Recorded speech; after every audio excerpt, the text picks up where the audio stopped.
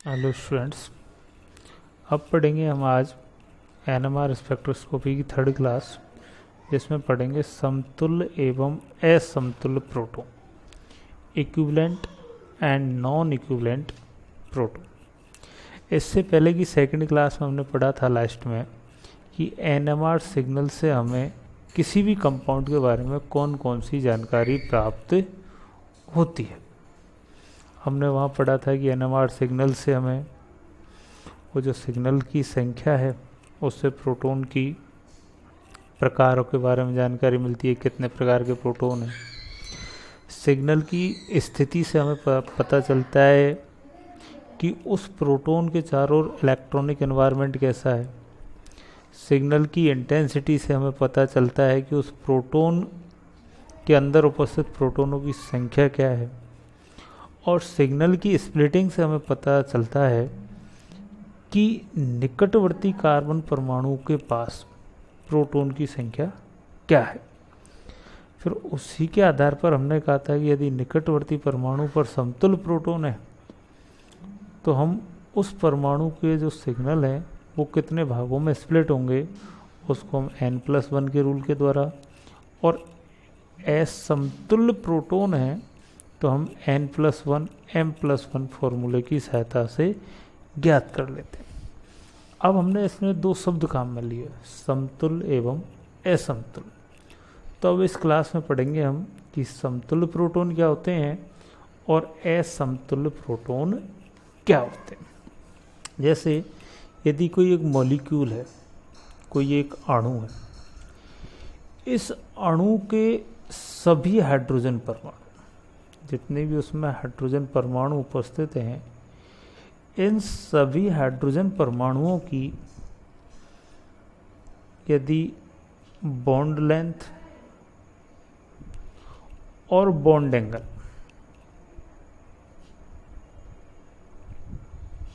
इन दोनों का मान एक समान है,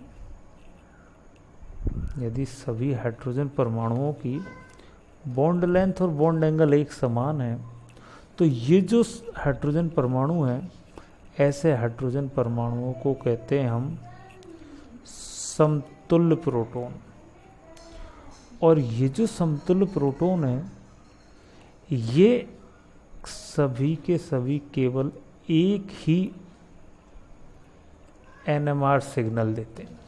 तो समतुल्य प्रोटॉन कितने सिग्नल देते हैं? एक। जैसे हम उदाहरण देखें, एथेन CH3 ये।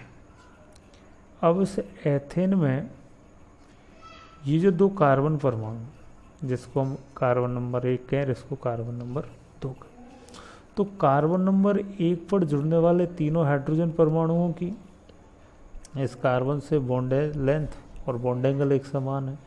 और कार्बन नंबर 2 पर भी जो हाइड्रोजन परमाणु जुड़ रहे हैं, इनकी भी बॉन्ड लेंथ और बॉन्ड एंगल का जो मान है वो कार्बन 1 पर जुड़ने वाले हाइड्रोजनों के समान है। तो ये जो प्रोटॉन है 6, ये कहलाएंगे समतुल्य प्रोटॉन, और ये केवल एक ही एनएमआर सिग्नल प्रदर्शित करते हैं।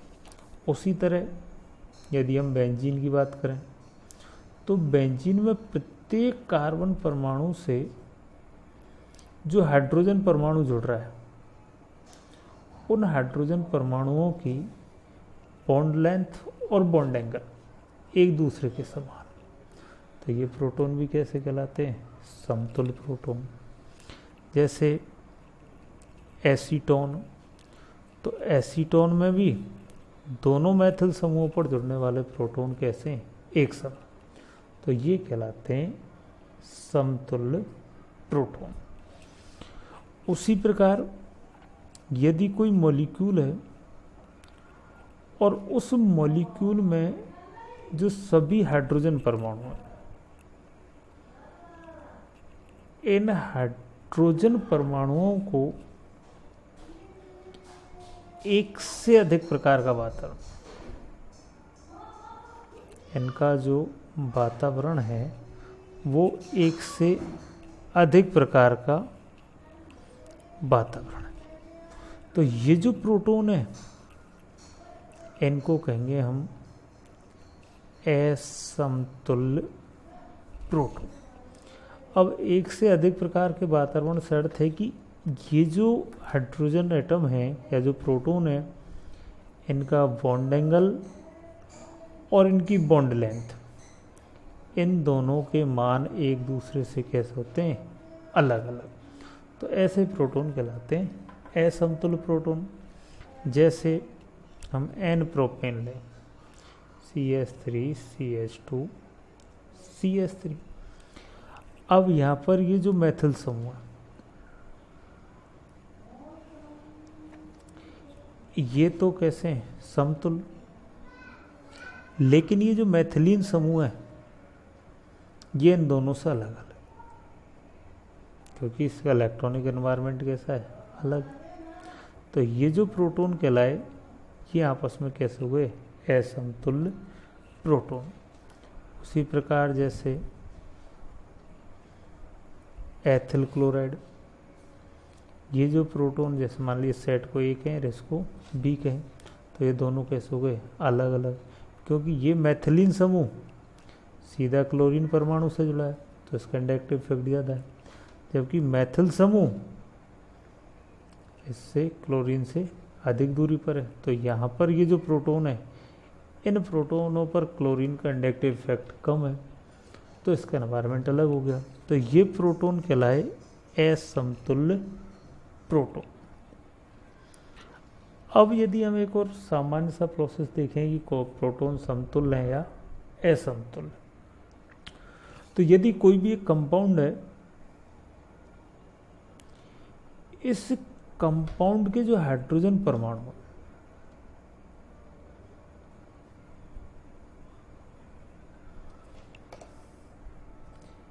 इन हाइड्रोजन परमाणुओं को या कहें इन प्रोटॉन को हम किसी दूसरे परमाणु के द्वारा प्रतिस्थापित कर लेते हैं। दूसरे परमाणु से क्या करते हैं, इसको प्रतिस्थापित। और इस प्रतिस्थापन से हमें दो कंडीशन बन सकती। हो सकता है कि प्रतिस्थापन से हमें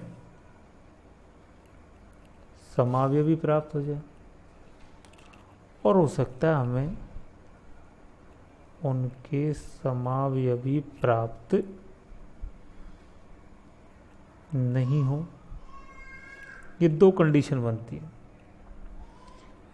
अब यदि समावयवी प्राप्त नहीं होते हैं कि कंपाउंड में जो हाइड्रोजन परमाणु हैं उनका हम किसी दूसरे परमाणु से सब्स्टिट्यूशन कराते हैं और हमें किसी प्रकार का समावयवी प्राप्त नहीं हुआ, तो हम ये कहेंगे वो जो प्रोटॉन थे वो कैसे हैं, समतुल्य। और यदि समावयवी हमें प्राप्त होता है तो हम ये कहेंगे कि वो कैसे हैं, असमतुल्य। वो प्रोटॉन कैसे हैं, असमतुल्य। जैसे भी इसको हम एक एग्जाम्पल के द्वारा समझें, एथिल क्लोराइड का, कि एथिल क्लोराइड में ये जो प्रोटॉन है वो समतुल्य है या असमतुल्य। अब इस एथिल क्लोराइड को हम यदि इस तरह से लिखें,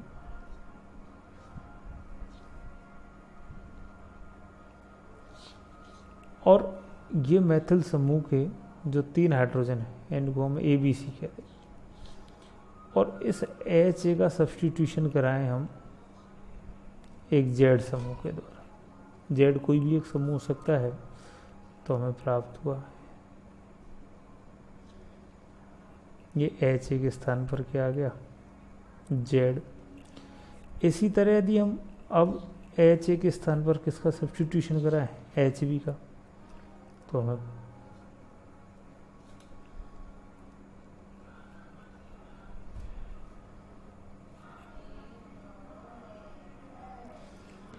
अब यदि इस कंपाउंड को हमने A नाम दिया और इसको B नाम दिया, अब ये दोनों जो कंपाउंड बने वो एक दूसरे के समावयवी नहीं है।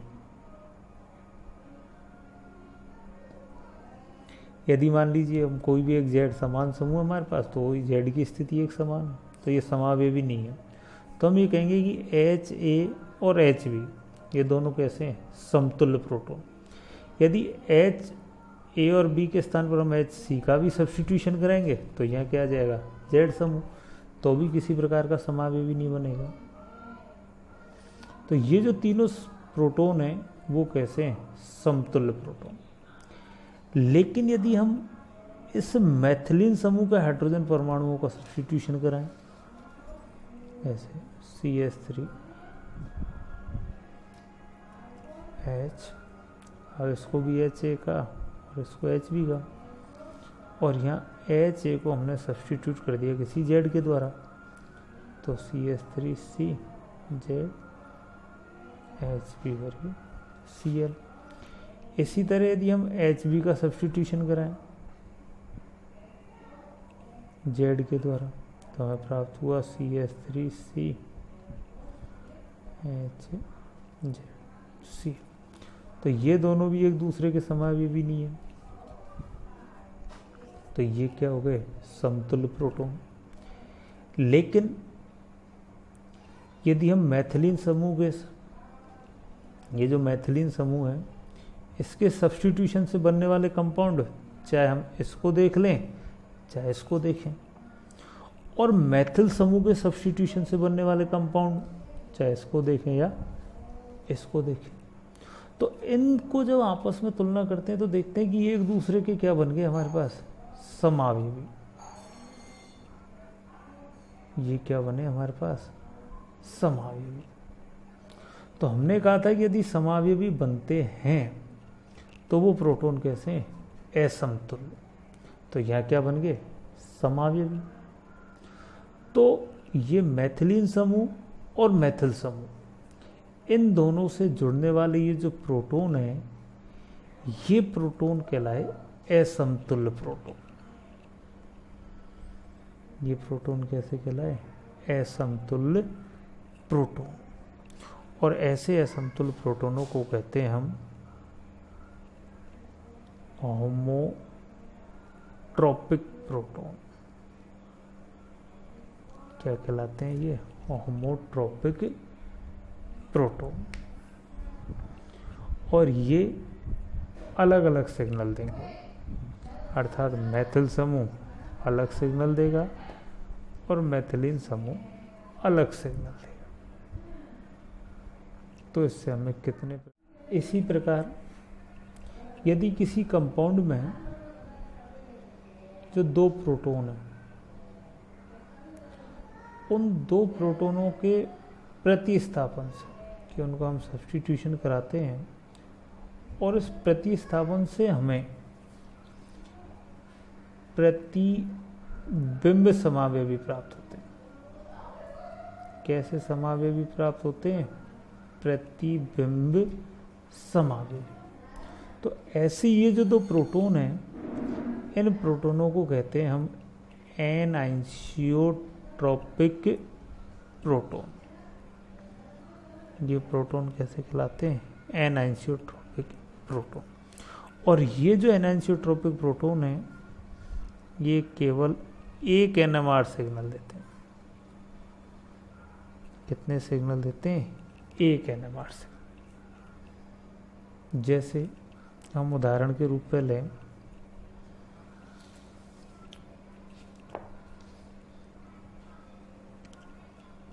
Ethyl bromide.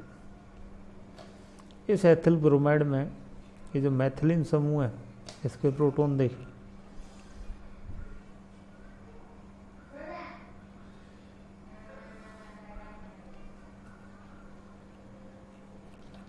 और यदि इस हाइड्रोजन का प्रतिस्थापन हम, इसको HA कह दिया, इस HA का प्रतिस्थापन Z समूह के द्वारा करवाएं, तो हमें प्राप्त होगा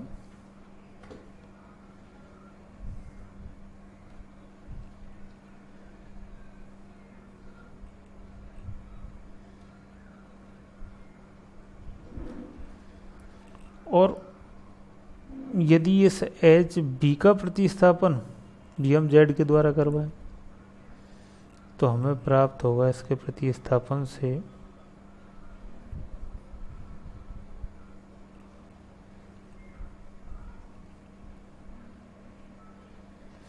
और इस कंपाउंड को कह दिया हमने ए और इसको कह दिया बी।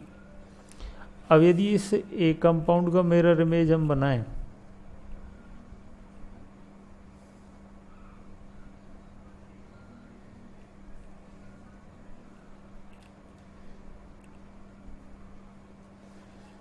तो हमें ये सी कंपाउंड प्राप्त हो गया। और मान लीजिए हम इस बी कंपाउंड का मिरर इमेज बनाएं तो इसके मिरर इमेज से हम कहें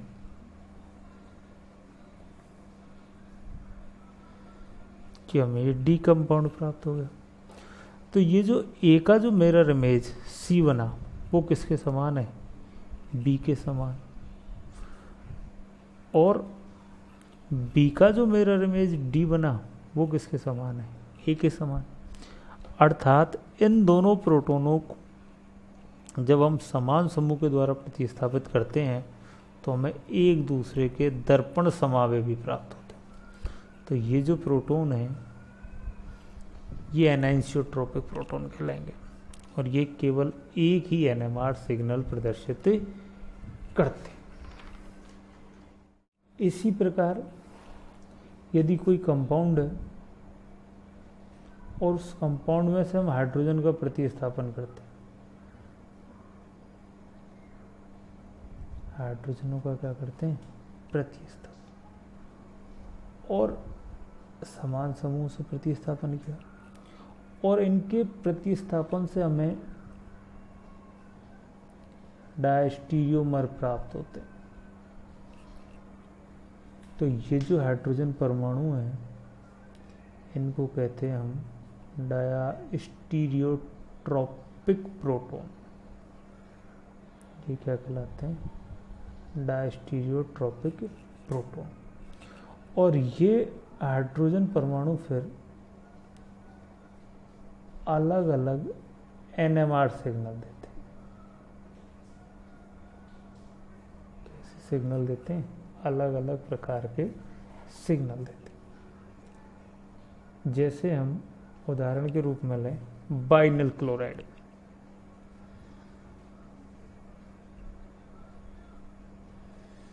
इस बाइनल क्लोराइड में 3 प्रकार के हाइड्रोजन परमाणु।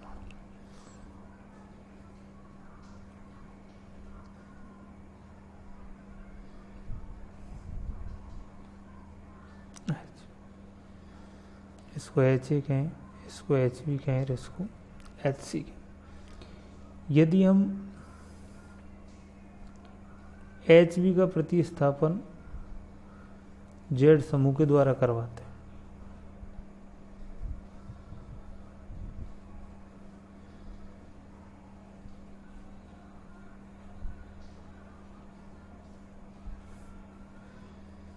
तो हमें ये कंपाउंड प्राप्त। और यदि HA का प्रतिस्थापन Z समूह के द्वारा करवाते हैं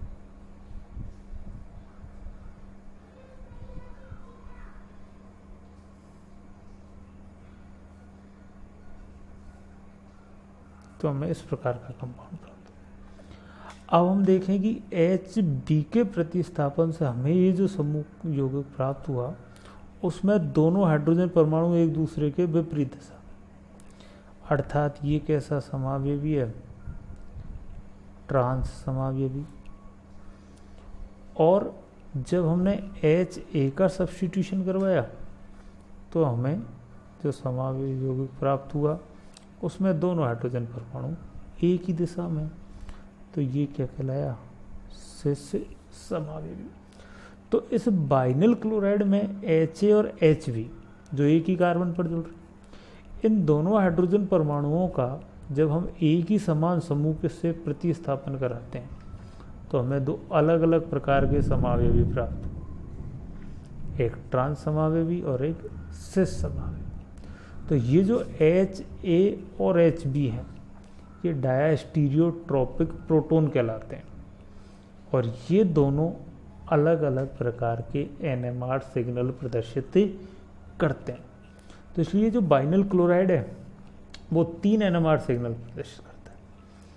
एक HA का, एक HB का और ये एक HC का। अब आगे देखेंगे हम रासायनिक समतुल्य एवं चुंबकीय समतुल्य नाभिक। तो ऐसे नाभिक जो एक समान केमिकल शिफ्ट प्रदर्शित करते हैं, अर्थात जो केवल एक NMR सिग्नल देते हैं, वो सारे जो नाभिक हैं या जो प्रोटॉन हैं, वो सारे नाभिक कैसे कहलाते हैं? रासायनिक समतुल्य नाभिक। जैसे बेंजीन, तो बेंजीन में जितने भी हाइड्रोजन परमाणु हैं वो सभी केवल एक ही प्रकार का NMR सिग्नल देते हैं, तो वो कहलाते हैं रासायनिक समतुल्य नाभिक। और इसी प्रकार यदि दो नाभिक किसी अणु में उपस्थित और ये दोनों जो नाभिक हैं अन्य नाभिकों के साथ एक समान रूप से युग्मित होते हैं, तो उन्हें कहते हैं हम चुंबकीय समतुल्य नाभिक। जैसे हम उदाहरण लें पैराफ्लोरोनाइट्रोबेंजीन।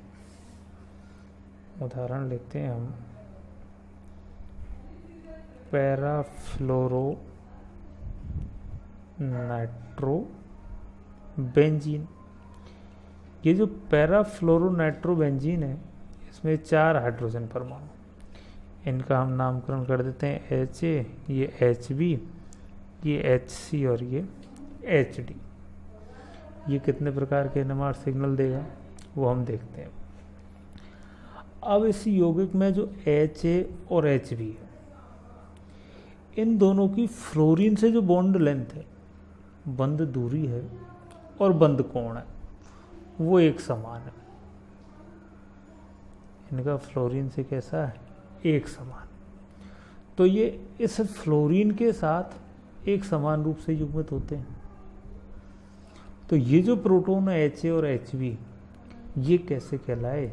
चुंबकीय समतुल्य नाभिक। लेकिन HA और HC ये फ्लोरीन के साथ समान रूप से युग्मित नहीं है, क्योंकि फ्लोरीन और HA की बॉन्ड जो लेंथ है वो कम है और फ्लोरीन की HC से जो बॉन्ड लेंथ है वो कैसी है? ज़्यादा। तो इस फ्लोरीन के साथ ये एक समान रूप से युग्मित नहीं हो पाते, तो ये मैग्नेटिकली इक्विवेलेंट प्रोटॉन नहीं है HA और HC।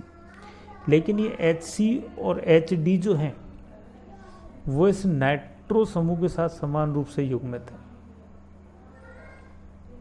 तो ये दोनों कैसे हो गए? एक प्रकार के चुंबकीय समतुल्य प्रोटॉन। और HB और HC कितने हो गए? एक प्रकार के चुंबकीय समतुल्य प्रोटॉन। तो ये 2 NMR सिग्नल देता है।